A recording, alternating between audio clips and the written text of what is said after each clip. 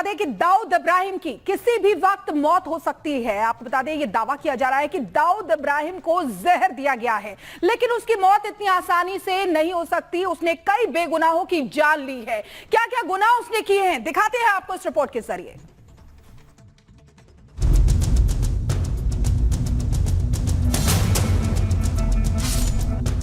देश को 350 से ज्यादा गहरे जख्म देने वाला आतंकी दाऊद इब्राहिम इस वक्त पाकिस्तान में अपनी आखिरी सांसें गिन रहा है।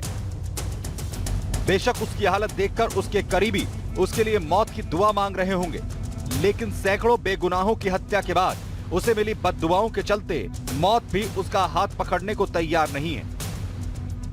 उसके गुनाहों की लिस्ट इतनी लंबी है कि जरूर मौत भी उसे शिद्दत से तड़पा रही है। सूत्रों के मुताबिक जहर के असर से उसकी हालत इतनी गंभीर हो चुकी है कि वो कराची के जिस अस्पताल में भर्ती है, वहां डॉक्टर्स ने जवाब दे दिया है।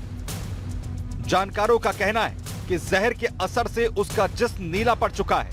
वेंटिलेटर के सहारे के बावजूद रह रहकर उसकी सांसें उखड़ रही हैं, लेकिन मौत उसे जहर के दर्द से आजाद करने को तैयार नहीं है। जाहिर है, मौत को भी मुंबई में 1993 में खेले गए मौत के खेल की झलक दिख चुकी है।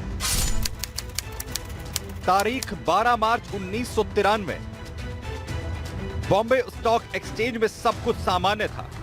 आम दिनों की तरह उस रोज भी वहां पर हलचल थी। इसी बीच 28 मंजिला इमारत का बेसमेंट जोरदार धमाके से दहल उठा। इस हमले में 50 से ज्यादा लोग मारे गए, लेकिन यह तो सिर्फ शुरुआत थी। इसके आधे घंटे के बाद दूसरा धमाका एक कार में हुआ और फिर एक के बाद एक धमाकों का सिलसिला शुरू हुआ। 2 घंटे के अंदर 12 जगहों पर 13 धमाकों से मुंबई दहल उठी। इन धमाकों में 350 से ज्यादा लोग मारे गए, जबकि 1200 से ज्यादा बुरी तरह से घायल हुए थे। और इन सब का जिम्मेदार था दाऊद इब्राहिम, जो आज अपनी मौत की भीख मांग रहा है। लेकिन 1993 ब्लास्ट के बाद देश से फरार हुए दाऊद इब्राहिम की क्राइम कुंडली इतनी ही नहीं है। इसके अलावा भी उसने भारत में खून खराबा किया है और लंबे वक्त से भारत विरोधी गतिविधियों में शामिल रहा है। अंडरवर्ल्ड की दुनिया में उसके नाम इतने गुनाह दर्ज हैं, जितना बड़ा उसका आपराधिक कुनबा है। उसके गुनाहों की हिस्ट्री पर नजर डालें तो मुंबई धमाकों के बाद पाकिस्तान में जा बसा। वहां से तस्करी और सुपारी किलिंग के उसने धंधे चलाए। 2003 में ग्लोबल आतंकी घोषित किया गया।